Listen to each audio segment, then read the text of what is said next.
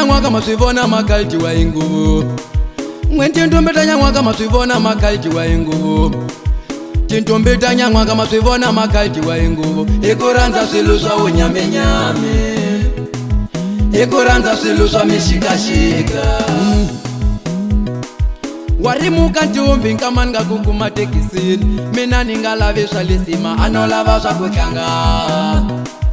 Wakumbula ntombi nkama ngakukuma barakeni Mina ningalavishwa lisima anolavashwa kutlanga Warimuka ntombi nkama ngakugangiso Mina ningalavishwa lisima anolavashwa kutlanga Kumbulela kahle nkama ngakugangiso Mina ningalavishwa lisima anolavashwa kutlanga Iwe nonga nikoka kukankata uku ayikaya Iwe nonga nikoka kukankata uku ayikaya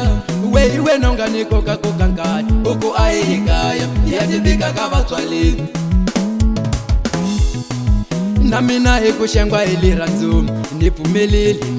Na mina ikushengwa iliranzo Nipumelele Na mina ikuona kolenzako Nipumelele Na mina ikushengwa ikutuka Nipumelele Ikasi notifaka ntambu Namukase wayala na kukaukiwa Namukase wayala na kukaukiwa Namukase wayala na kukombewa ngela Kuteka na kusweka lakayo Ala kuchichana na mwini Kuteka na kusweka lakayo Ala kuchichana na mamani Weyanga mitwala mina Lesi upata ni kukwiroko usasekili ntumbi Upata ni kukwiroko usasekili ntumbi Upata nkutipumoko usasekili ntumbi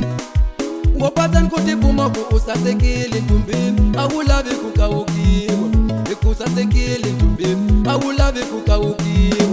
Ikusasekili ntumbi Uliyo Mina anina ngama Amina aningenge wanona Amati mahashika Kangani komba yinjunga iyalo Mina anina ngama Mina aniyabe wanona Amati mahashika Yani komba mofonga ushalo Mina anina ngama Amina anishenge wanona Amati mahashika Nikombi yinjunga iyalo Mina anina ngama Mina aniyabe wanona Amati mahashika Nikombi muntunga uyalo Mina anina ngama Mina aniyabe wanona Amati mahashika Nikombi mofonga ushalo Mina anina ngama